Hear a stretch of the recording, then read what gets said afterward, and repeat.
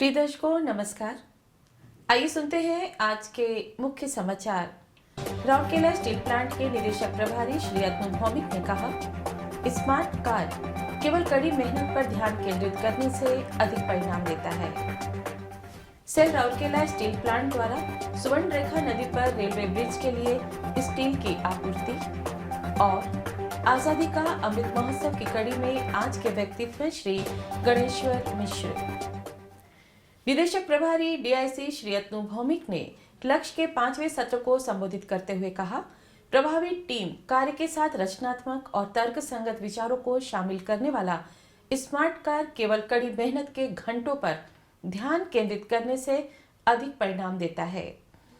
Cell Rourkela steel plant का अनूठा मानव संसाधन संचार अभ्यास 13 सितंबर 2022 को मंथन सम्मेलन कक्ष में आयोजित किया गया था। मुख्य महाप्रबंधक यूटिलिटीज एवं पर्यावरण श्री नरेश कुमार, मुख्य महाप्रबंधक TAN-CSR श्री SK नायक और मुख्य महाप्रबंधक वित्तम लेखा श्री SK नायक भी इस अवसर पर उपस्थित थे। विचार विमर्श सत्र में ब्लास्ट फर्नेस विभाग के 30 कर्मचारियों ने भाग लिया।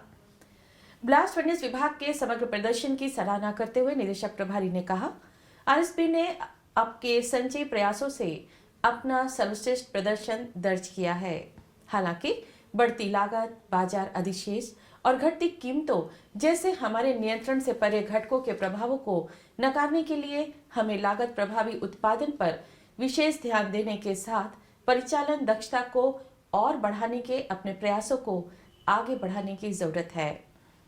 श्री भौमिक ने कुशल रखरखाव और उचित हाउसकीपिंग पर भी जोर दिया।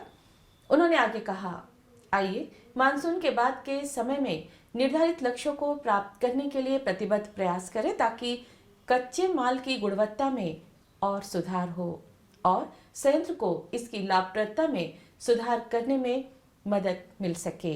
श्री नरेश कुमार ने अपने संबोधन में टीम ब्लास्ट फर्नेस की दृढ़ता की सराहना की, जिसने अतीत में कई कीर्तिमान स्थापित किए हैं। उन्होंने कर्मी समूह से अपने संबंधित क्षेत्रों में किसी भी महत्वपूर्ण समस्या के लिए अभिनव और पथ प्रदर्शक समाधान साझा करने का आग्रह किया, जो प्रदर्शन के समग्र सुधार में मदद कर सकता है।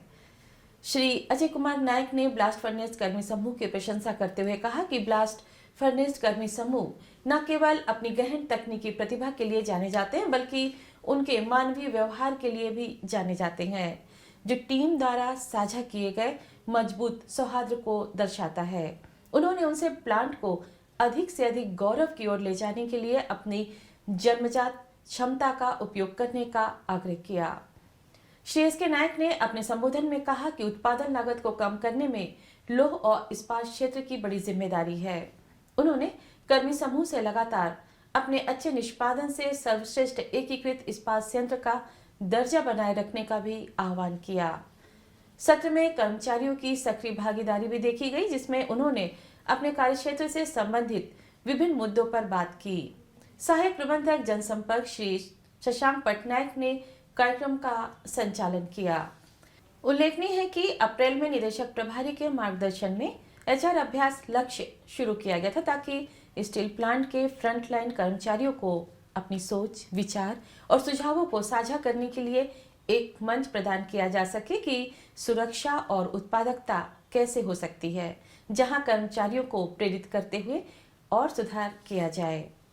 सेल राउरकेला स्टील प्लांट राष्ट्रीय महत्व की कुछ महत्वपूर्ण संरचनाओं के लिए स्टील प्रदान करके आत्मनिर्भर भारत के तहत राष्ट्र निर्माण के प्रयासों में एक प्रतिबद्ध योगदानकर्ता के रूप में अपनी जगह मजबूत कर रहा है।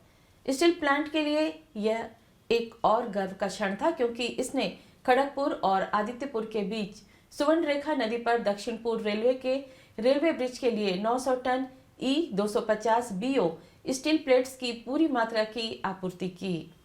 उल्लेखनीय है कि RSP की अत्याधुनिक न्यू प्लेट मिल में रोल किया गया प्लेट कई अन्य मेगा ब्रिज परियोजनाओं जैसे मकरू ब्रिज, चिनाब ब्रिज और महात्मा गांधी सेतु आदि में उपयोग किया गया है। आजादी का अमृत महोत्सव के उपलक्ष्य में सेल राउरकेला स्टील प्लांट के कुछ प्रसिद्ध और कुछ कम जाने माने स्वतंत्रता सेनानियों पर समाचारों की एक कड़ी प्रस्तुत कर रहा है। आज के व्यक्तित्व है श्री गणेश्वर मिश्र। 28 अक्टूबर 1942 को पुरी जिले के पुरुषोत्तमपुर गांव में जन्मे श्री मिश्र एक प्रख्यात साहित्यकार, अनुवादक, अंग्रेजी के प्रोफेसर और उड़िया दैनिक प्रमेय के संस्थापक संपादक थे। उन्होंने उड़िया और अंग्रेजी भाषा में कई लोकप्रिय रचनाएं लिखी थी। उन्होंने 2005 से 2007 तक ओडिशा साहित्य अकादमी के अध्यक्ष के रूप में कार्य किया। व्यापक ख्याति प्राप्त भाषाविद कई मीडिया संगठनों से जुड़े रहे। ओडिया साहित्य में उनके उत्कृष्ट योगदान के लिए 1983 में बिलातरे बाबू ओपापू के लिए ओडिशा साहित्य अकादमी पुरस्कार से सम्मानित किया गया था।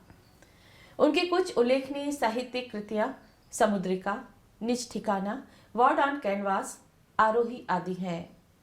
उन्होंने 10 अगस्त 2015 को अंतिम सांस ली। और इसी के साथ हम आज के हिंदी समाचार को यहीं विराम देते हैं। नमस्कार।